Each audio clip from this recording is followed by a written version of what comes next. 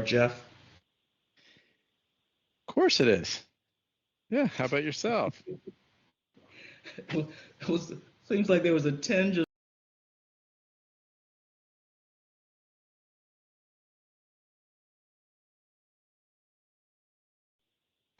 So I was in the United Kingdom this past weekend visiting my daughter. She's over there for a mini semester. And of all the places to run into a Steelers fan, Central London. Like, what the hell? They they they propagate. They're just out there, and so that means we have to do better. Just everywhere, like, yeah, absolutely. I did though. I had a layover in Dublin coming back home, and I did run into a Ravens fan, an Irish guy who was a Ravens fan. That's great. Okay, let's get started. Good morning. My name is John Von Paris, and I'm the chairman of the MDTA Finance Committee. I hereby call the meeting of the Finance Committee to order at 9 a.m. in accordance with the live streaming law. This meeting is being conducted via video conference and is being live streamed on the MDTA Finance Committee webpage. All members will have their video active during the entirety of the meeting. Minimize background noise during the call. I would ask that everyone on the phone please mute your phones except when speaking. I ask that those who are presenting or answering a question to please turn your video and audio on when speaking. When you're done, please turn your video off and put your audio on mute. There are no members of the public, no elected officials, and no media who have pre-registered to comment at this morning's meeting. At this time, we will begin with agenda item number 1, the approval of the minutes from our last meeting dated December 7th, 2023. So has everyone received the minutes or any comments? Is there a motion to approve the minutes as presented? So moved. Thank you, Member Rosen. Second Is there a that. Thank Second. you. Thank you, Member Carroll. Any further discussion? All those in favor? Aye. Aye. Opposed? Motion carries. Thank you. Minutes are approved. Before we start on item number 2, I just want to say that Catherine Anderson will be filling in today for Tony Kashira. So Catherine, welcome. We are going to discuss contract number MT 002-10896, janitorial supplies for the Francis Scott Key facility. So good morning, Catherine. You there? You may be on mute.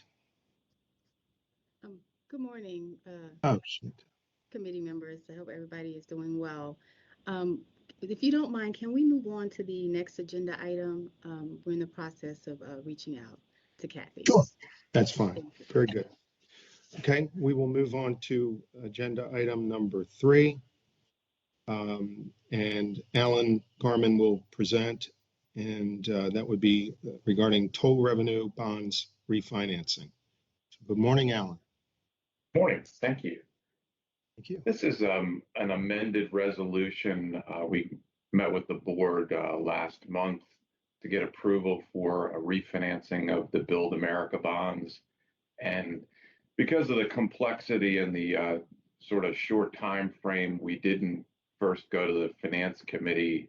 And there was an additional group or series of bonds that were economic to refinance. And given the short time frame and the complexity, we wanted to wait a month and come back to you in January to get approval for those bonds to be refinanced as well.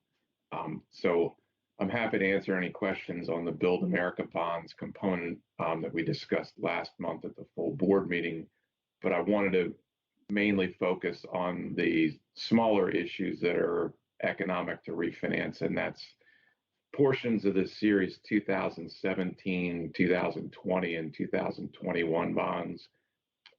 As with all refinancings, Our goal is, economic savings to reduce essentially the debt service cash flows.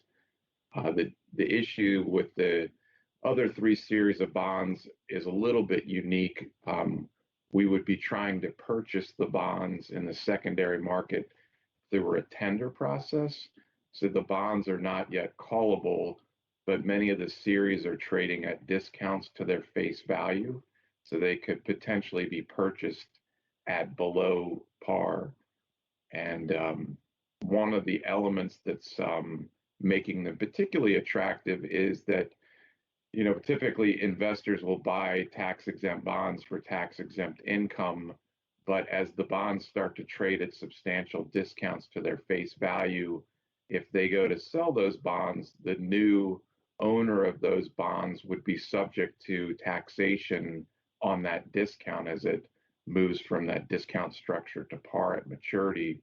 So what happens in the secondary market is that the bonds sometimes will fall off a cliff a bit in terms of pricing because the price of the bonds has to account for that additional taxation to generate a return, market-based return for a bond that's not trading at a substantial market discount. So I guess this is somewhat of a unique opportunity for issuers is that, and it's not something that we've typically done, is to try to go into the secondary market, make a tender offer through an underwriter to buy some of the bonds back to generate the savings through refinancing. So we've identified approximately 300 million of bonds that are attractive, and it's particularly the ones that were issued with lower coupons. The 2021 bonds are among the most attractive. And if you recall back in that market environment, interest rates were very low. Some of the bonds were issued with coupons around 2%. So they're trading at very large discounts to their face value, some in the 75 to 85% of par range. We would need to offer some, premium in terms of yield, or discount, I should say, in terms of yield, to make it attractive for those secondary market holders to sell the bonds. We don't expect that we would get a large percentage of the bonds that we offered for tender. We're told by the underwriting community, perhaps 25%. So if you think about the 300 million that may be attractive, we might only get 75 million back. And I think that raises another point as to why we would try to time this refinancing with the Build America bonds is that by themselves, we probably would not want to undertake a refinancing because of the cost of the legal work in terms of generating an official statement and paying for credit ratings and all of the other work involved, and especially the cost involved. But there's some economies of scale when you're doing a larger issue. We can tack on or add on these tender component bonds. We would already be generating an official statement. We're already, paying bond counsel for all of that work. There's some break points on the credit ratings, so the fee for the credit ratings is scaled to the size of the issue. But at some point, there's no additional cost when you're above typically a break point like 500 million. The BABS refinancing is a over $700 million deal. We expect a premium, so the par issued will be, less than that. So the resolution just makes an amendment or amended couple of changes. It increases the authorized par from about 700 million to $1 billion. We've accounted for an additional size in there to fund debt service reserve, so that's why it's $1.07 billion. The other change to the resolution, the deadline still is December 31st of this year, but the other change is that we're looking at the interest cost savings for the tender component separate and apart from the Build America bonds component. So we've added in an additional $1 million minimum savings threshold for the tendered bonds. The savings that we've had modeled is about, 8 to 9 million on that 300 million. So that's an approximate target, but if we only get a quarter of that, that would be we'd get a quarter of that savings potentially. And like the Build America bonds, these are very much market dependent. And that's the sense of urgency. We discussed a bit at the December meeting about, the abnormally low supply in the municipal bond market in recent months, particularly in the last year.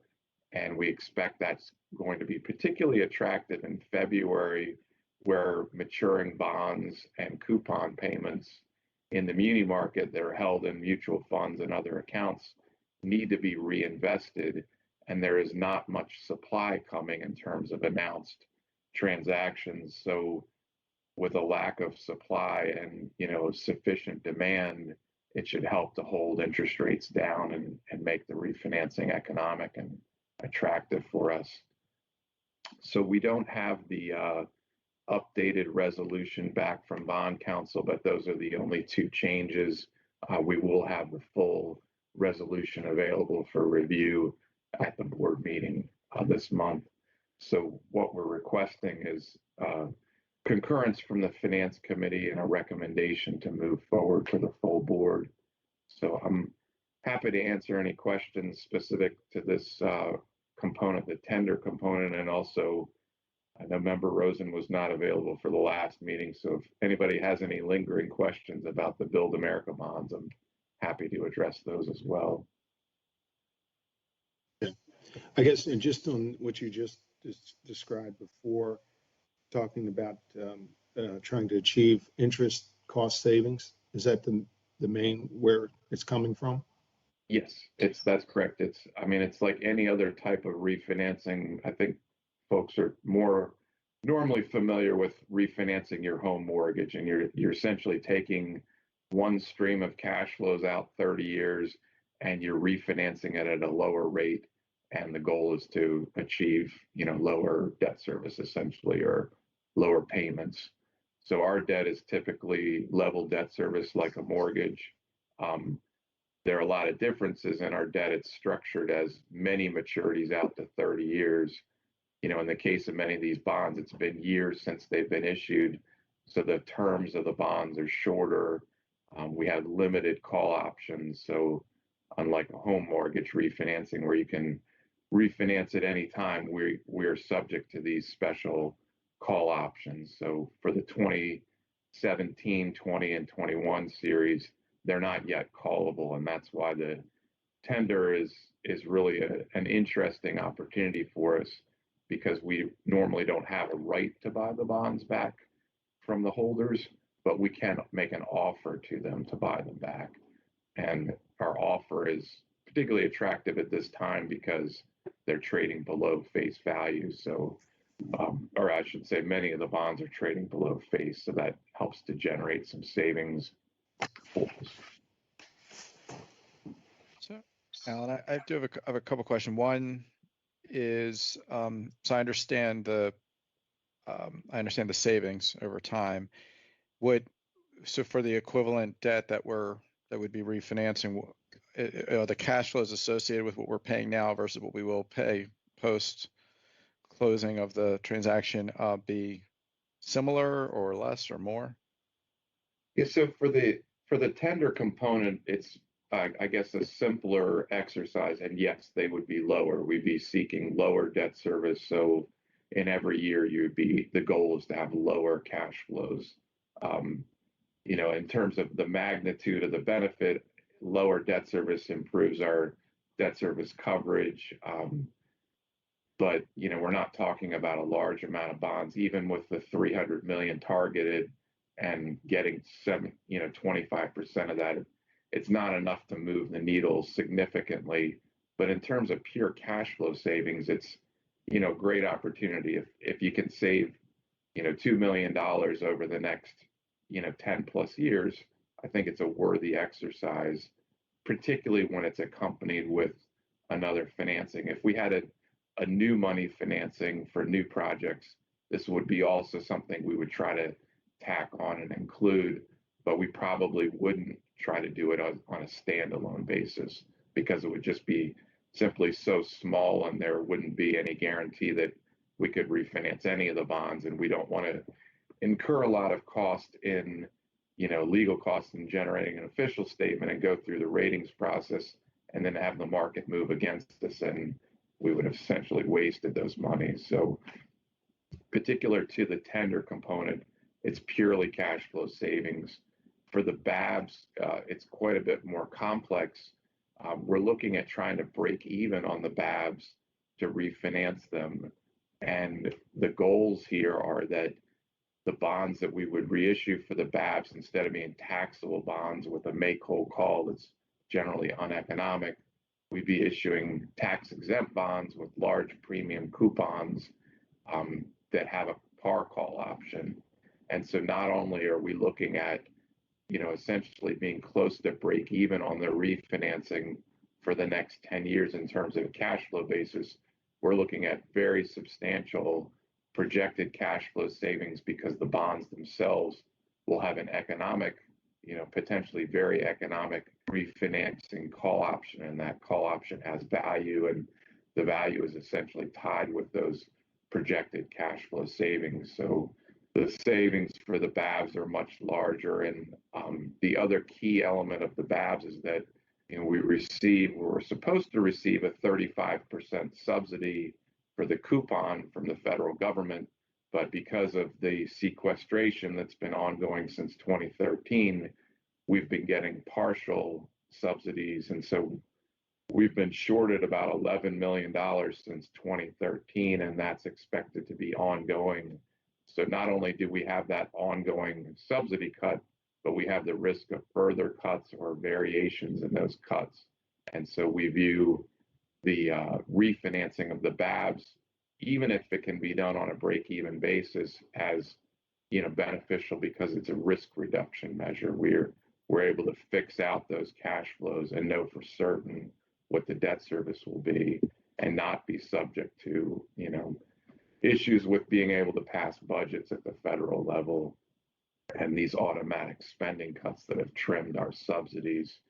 And then the other important component is that we'll be issuing bonds that will have a highly valuable call option that is typically able to be refinanced at that 10-year par call. And so that's why the savings on that side of the financing are approaching $40 million. But to your question, Member Rosen, is that we essentially be break even over the first 10 years. The savings we're looking at generating is in the back end 10 years. The BABs have about 20 years left to final maturity, and those projected savings on the back 10 years were about $5 million a year. So that is, quite material. Sure. No, thank you. That makes sense. And just to confirm, I know, so there are no tax implications here associated with this transaction because of the change in rates and the muni bond laws. Is that correct? Right. Yeah. For the MDTA, we're a tax exempt entity. Right. And so, we often talk about from an investor's perspective. And so that's one of the things or the elements that drives the opportunity for us. Specific to the BABs, in order to issue BABs back in 2009 and 10, the bonds had to qualify to be tax exempt at the time. And so therefore, they qualified to be refinanced from a taxable issue into a tax exempt issue. And so this has been discussed in depth with bond counsel. And this was our understanding, back in those years, and, nothing's changed. There have been some BABs refinancings into tax exempt. So it's been done, it's being done when it's economic by issuers. And then for the tendered bonds, they're tax exempt already. They're just being refinanced as tax exempt. Part of what makes them more economic for us and creates this opportunity are the tax implications for the holders when they try to sell them to someone that is also, a taxable entity, particularly an individual typically. So that's what suppresses the prices in the secondary market and could give us this opportunity to buy them at, essentially suppressed prices because of the tax implications in the secondary market.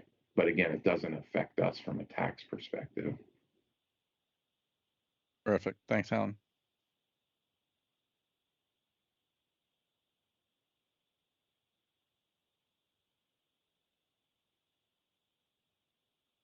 Member Carroll, do you have any questions? I do not. Okay. Member Ardinger, do you have any questions? No, I do not. Thank you, Al. Okay. Very good questions, Member Rosen, as usual. Okay. Is there a motion to advance this item to the full board for further consideration? So moved. Thank you. Member Carroll, is there a second? Member Ardinger, I'll second. Okay, thank you, Member Ardinger. Is there any further discussion? All those in favor? Aye. Aye. Opposed? Motion carries. Thank you, members. And Alan, thank you. And I think you're still up at this point. So Yes. we'll move on to the next item. Well, let's see here. I'm going to update on the item number. We're going to go to item number 4 at this point. We're not ready to go back to item number 2 at this point. So we'll go to an update on non-recourse financing. And Alan, and we have Alan Garman, Yal Barco, and also a special guest, James Walsh, CFO from the Maryland Aviation Administration. Welcome to all. Thank you. I'll introduce the beginning of this summary memorandum, and then Yal's going to take over kind of some of the more details, and James Walsh is here, and he's available to answer questions that you may have on airport traffic or these specific projects.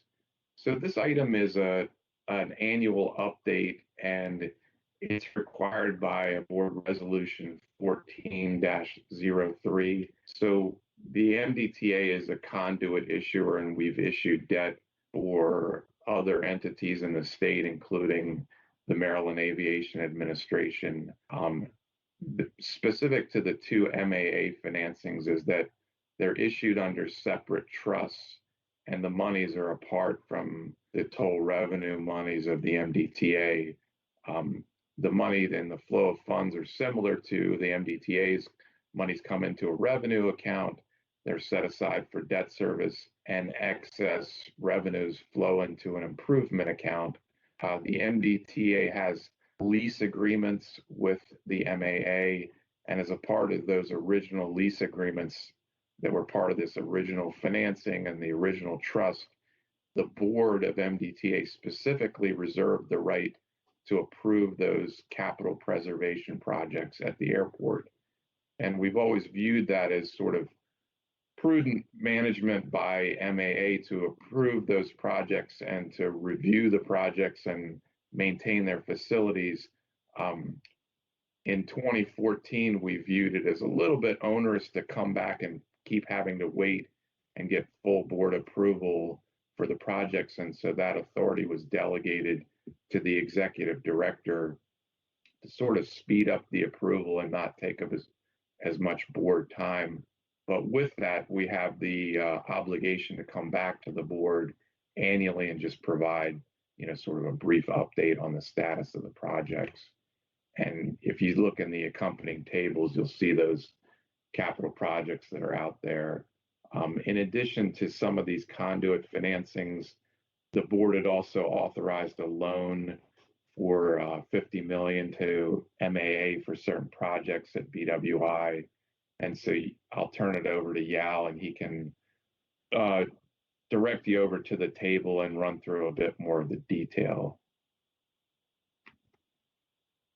Good morning. My name is Yal Berko, and I'm the debt administrator for Maryland Transportation Authority. So as you look towards the table, The authority issued a total of 432.8 million of non-recourse debt, and out of that 432.8 million, 254.2 million is still outstanding. The following consists of the non-recourse debt issued by the authority: BWI rental car facility, 2002 series, BWI PFC 2012 series, which consists of series 2012 series A, B, and C. The series C, 2012 C, was defeased in September 20th, 2023. Also, we issued BWI PFC series 2014, BWI PFC series 2019, and then the Carver Street Parking Garage series 2015, which was a refund of the series 2005. So the key points here are the passenger facility charge improvement accounts on hand and projected net revenues are sufficient to meet near-term capital expenditure needs for projects approved by the MDTA. As of December 31st, 2003, outstanding bonds totaled 181.8 million. Capital improvements are funded from bond proceeds and net PFC pledge revenues. Net revenues held in the improvement fund and available for projects total 57.4 million. Of the 118 million of the series 2019 bonds proceeds, 16.1 million remains in the construction account that is expected to be spent out by the end of fiscal 2024. The consolidated rental car facility improvement account funds on hand and projected net revenues are sufficient to meet near-term capital expenditure needs of projects approved by the MDTA. Pledge revenues are derived from a fee of $5.75 per rental car transaction, with capital improvements funded from net consolidated rental car pledge revenues. The transaction rate was raised from a $3.75 on January 1st, 2024. So this was the first time since 2008 that the rate has been raised, and this was needed to help strengthen the debt service coverage above 1.5 times and provide funds for capital preservation. The Carver Street Parking Garage was initially issued in 2005. The MDTA issued a total of 23.785 million bonds for this project, which is located in Annapolis, and it is for the state employees' parking facilities. And the Maryland Department of General Services, through the Intergovernment Financing Agreement, is responsible for the debt service. Through state appropriations is responsible for the debt service of this bond. Also, we issued a loan to the Maryland Aviation Authority. It was a $20 million lending agreement to finance Concourse A improvements. This was executed on February 10, 2020. And MAA was allowed to make draws through September 30, 2020. The principal and interest payments began on January 15, 2021, and is a level debt service at a rate of 1.5%, which is to be paid through July 15, 2033. July 15, 2033. The loan may be prepaid at any time. We've also attached the updated projects from the BWI PFC for BWI PFCs and car rental facilities. If you have any questions, you could please ask. Okay, I don't see any questions at this point. Member Archer, go ahead. Yeah, I'm sorry to interrupt, Member Von Paris. I did have two questions. Those are related to our recovery from the COVID. I just want to make sure on the rental car facility, my understanding is that, which makes sense, and that's probably not COVID related, but that now we're seeing a decrease in the use of rental cars because of the ride share. But it sounds like, from what I'm hearing, we are okay in that regard because of the increase in the fee. So if this is an ongoing thing, which I expect, that we'll see a decrease in car rentals, we're still covered. Is that correct? Yes, I'm happy to answer that question. I'm happy if Jim will also comment on it. What we experienced is a kind of a longer term trend, as you point out, about oh, getting an echo about ride share. And so there was deficient revenues, particularly during the pandemic. Are you all hearing Yes. an echo? Yep. Maybe everybody check, make sure you're on mute. Give it a shot again. Okay. How's that sound? Okay. So, the coverage was particularly weak during the pandemic, but it's really been a longer term trend because of ride share and what other competing transportation alternatives there are. So the coverage has been getting slimmer, and we have the ability within the trust, and this was something the board was updated on during the pandemic for both the PFCs and the CFCs.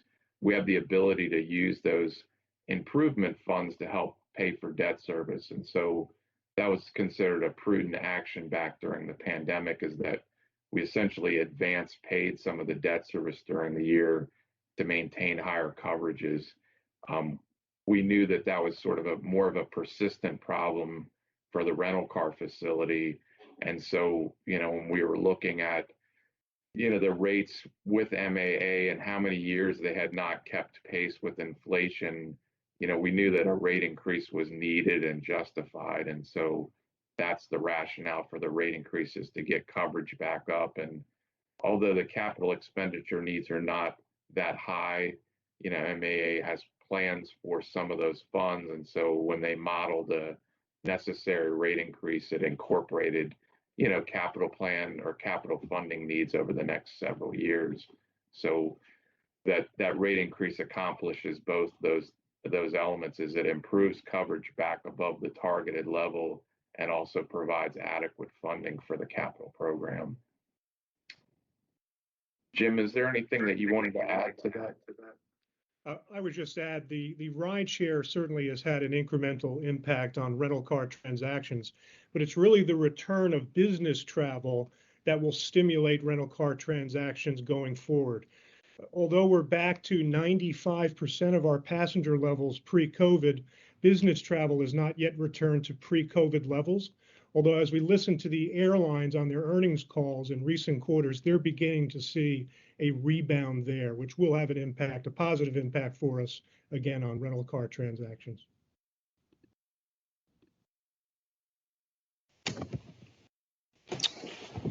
Okay. I do have a question. Now, I guess there's reliance. We're in the as board members, it's oversight here on our part. I haven't drilled down on too much of this, but there's a great deal of reliance that we're relying on others to make sure that the categories, these different expenditures, projected expenditures, fall and qualify within the scope of the loans that we've made. And is it safe to say that we have done a thorough job there to make sure that these items all qualify for that? Anybody? Yes. Yeah, the process is that Maryland Aviation Administration submits a project request to the MDTA, and that request is reviewed internally. We look back to the lease agreement and the trust agreements about permitted expenses, and they've always, in my experience here, have always been very prudent. Repaving of parking lots and the work at the airport in general is normal capital preservation work. So they're relatively swiftly approved, and they go to the Attorney General's office, and then ultimately to the Executive Director for signature. So they've always been very prudent use of those funds, and I don't think there's ever been anything that's been questionable. And we're also looking to make sure that those improvement accounts are maintained with excess revenues, because that's also an area that provides extra coverage in the event of a pandemic or some kind of downturn in airport traffic. So that's part of the liquidity position that we want to ensure is maintained. In addition to the improvement monies, there are also debt service reserves, and for the consolidated rental car facility, there's an additional coverage account. So there's substantial cash available should there ever be a downturn again in rental car transactions or in the separate trust for the passenger facility charge trust. There's that substantial improvement account that Yao mentioned, and we have, debt service reserve as well. Okay, thank you. If there are no other questions, this is not an approval item, it's an update. So we will thank you, Mr. Walsh, for being here this morning.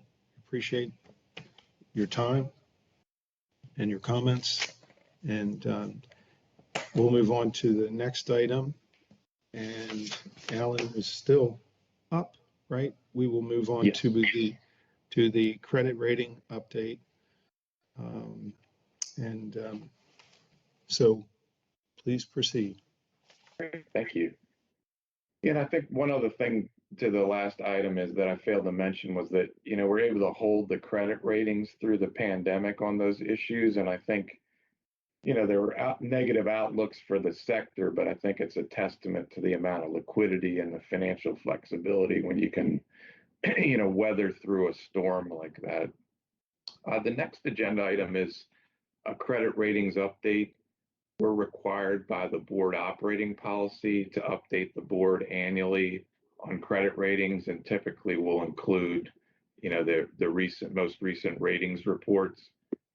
Our credit ratings for the toll revenue trust were affirmed by both Moody's and Fitch during 2023. The Moody's affirmation came earlier in the summer. And then the Fitch affirmation occurred in December. And so we didn't have much time to prepare an agenda item. The affirmation came on the 20th, and then the board meeting was on the 21st. And I did mention that their ratings were affirmed during that meeting, but we wanted to come back and sort of more formally present this item. Our credit ratings are at the AA category level.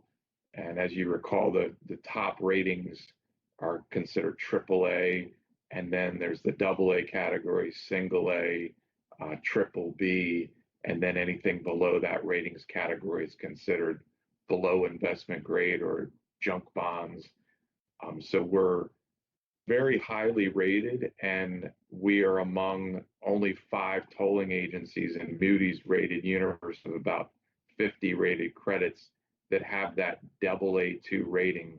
So there's only one entity that is a higher rating at AA1, and that's because they also have sort of a secondary tax-backed pledge. So we're only backed by toll revenues. So I guess my point is that you really can't get any better than AA2 based on our structure. So we've done a good job, and that the reason why we're so highly rated is really the strength of management at MDTA in terms of the policies that we've adopted, particularly in the debt policy. We have coverage goals and liquidity goals that really support the credit ratings and give the rating agencies and creditors comfort. And that, is all the goal is to achieve the lowest possible financing costs. And that's because with the low financing costs, we have the ability to have some combination of either lower average tolls or a larger capital program because we're not, wasting extra funds and paying debt service. So some of the drivers that Fitch and Moody's have cited are the debt service coverage policy. We have a 2 times coverage policy. The strong liquidity. We recently increased the unrestricted cash target from 350 million to 400 million, and that's viewed very prudently by the rating agencies, and it's also something that they had been conscious of as our operating budget has grown and the unrestricted cash position had not for many years.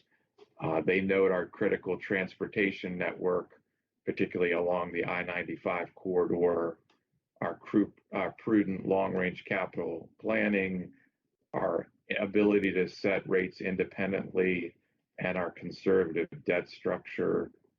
The debt structure is generally viewed to be favorable if it's level debt service. They don't want to see like an ascending debt service schedule where you're, counting on large increases in traffic or rate increases in the future to meet a rising debt service obligation. And so that's one of the importance of trying to maintain a level debt service structure.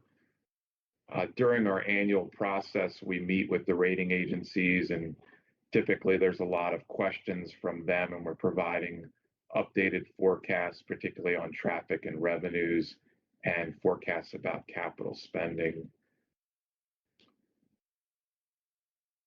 So I think the last point I really wanted to make, and it's one that we made in recent years, is that the whole point of maintaining credit ratings and going through the expense of purchasing ratings and paying annual fees for ratings is that it should have a return on investment for an issuer in the form of lower financing costs. And so I think that's very much borne out by, when we come to market and we have high credit ratings, we're achieving lower financing rates than entities that have lower credit ratings. And so we view the process as very important, that interaction with rating agencies and the public in, explaining our finances, and it all, filters back to what we post on our website in terms of our CTPs, our financial forecasts, our financial statements. All those projections give investors comfort and help us achieve, low financing rates. So I think that concludes my remarks. And are there any questions on the credit ratings front?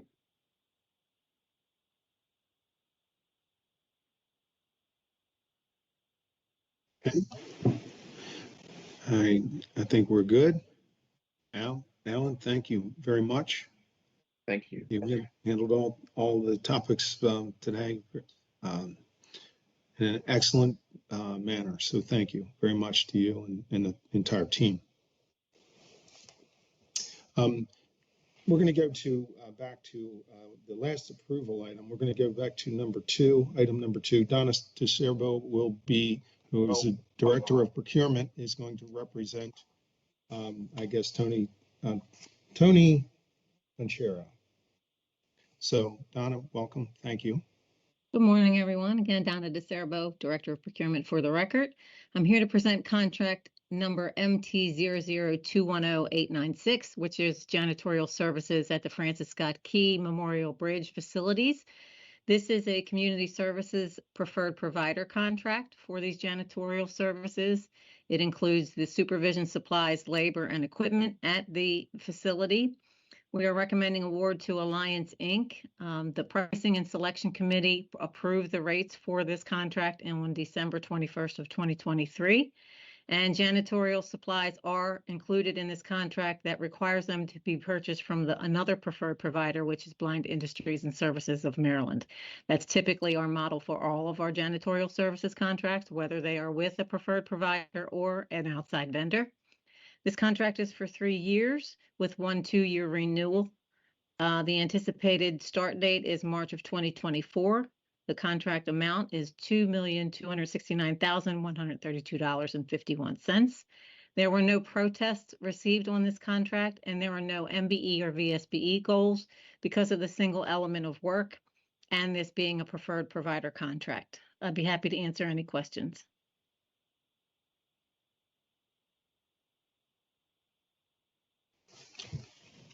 Any questions? Member Oettinger, do you have any questions? Actually, I do. Thank you, Member Von Paris. Just, Okay, for point of reference, Donna, is Alliance who we've been using all along in the past? I'd have to double check to see if they are the contractor at this facility. There are several janitorial preferred providers which, rotate in and out, and it really comes down to the best price to put forth on that particular bid. But I'd have to verify that for you for this individual facility. Can I get back with you? Oh, absolutely. Unless, and then I guess the other, unless Ops is on the phone and they can answer that question. But since Kathy wasn't able to attend, probably not, but I'll definitely get back to you with that answer. Well, and then the other part of it then is, do you know what was being paid prior to this for the same service? I can get that information for you. Okay, all right, thank you. You're welcome. Hello, Sure. thank you. Donna, so I just want to just cover the contract amount again, because I think our memo had a different amount. So I just want to make sure that we have the same contract amount. So our memo has $2,068,596.34 for the 5 years. I'm going to pull up the actual contract itself. Thank you. You're welcome.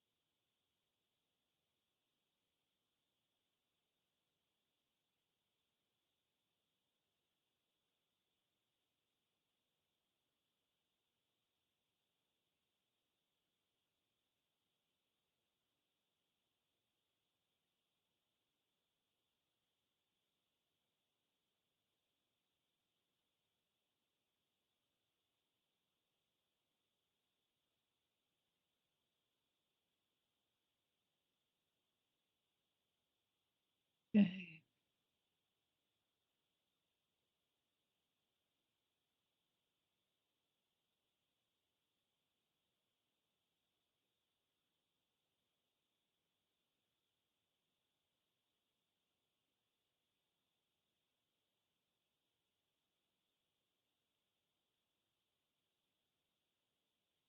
Well, while Donna's checking on that, I know I've had an opportunity with Member Von Paris to share with him that Alan Garman was recently promoted to our Deputy Director of Finance.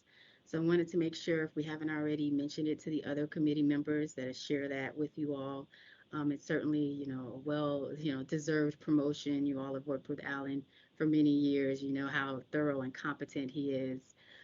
So if you don't mind, please joining me in congratulating Alan. I'd really appreciate it. Congratulations, Congrat- Alan. Well deserved. Congratulations. Congratulations, Alex. Thank you, everyone. Thank you. I can talk more about bond financings if we need to kill time. May not interest anyone else, but it interests me. Good stuff, Alan, always. Chantel, thanks for bringing that up. Appreciate that very much. Well deserved. Thank you. Mhm. Chairman Von Paris, Yes. while we're still waiting for Donna to bring up the information, I do want to sort of jump in and do a really quick commercial break. Probably going to embarrass her right now, but I do want to acknowledge that today is our very own Natalie Henson's birthday. So we want to say happy birthday to her. She's probably going to kill me because she didn't know I was going to do that. But I did want a chance to just maybe one of the only chances today to publicly acknowledge that. So happy birthday, Natalie. Do a great job. And, just, have a very stress-free day today. So anyway, but thank you. Thank you, Chairman. Thank you, Thank you, Percy. Percy. Happy birthday, Natalie. Thank you. Happy birthday, Natalie. And as our gift to you, we're not going to sing.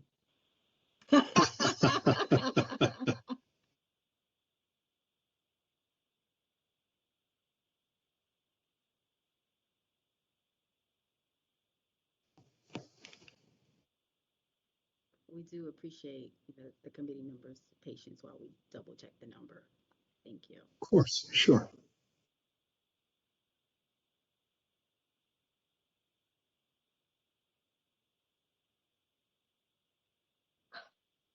I stand corrected. You have the correct amount, Chantel. The amount is $2,068,596.34. I did affirm that Alliance is the former incumbent for the contract, and I'm still checking the price on that. I apologize for the delay and the misinformation. Okay. Well, I guess, are you going to circle back on the last item with Member Artinger, her question on that? Is that Yes. so we Yes. can move The forward outstanding yes. The outstanding question is, what was the contract amount for the current contract? We'll get that to you, Member Artinger. Thank you very much. Thank you, Donna. And Member Artinger, are you comfortable with everything at this point to Yes, vote on this? Okay. Yes. Other members? Okay. All righty. Well, I thank you, Donna and Chantel, for your time and on this matter. So we will, I'll ask if there's a motion to advance this item to the full board for further consideration. So moved. Thank you, Member Rosen. Is there a second? Second. Member Artinger, I'll Member second. Carroll.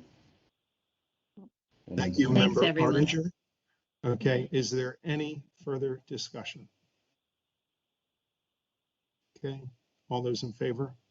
Aye. Aye. Aye. Opposed? Motion you. carries. Thank you. I forgot to mention a thank you to Percy for also commenting today at the meeting and letting everyone know about this very important day for Natalie. So thank you, Percy. We have covered all the agenda items, and so that brings us to seeking a motion to adjourn. Do I have a motion? So moved.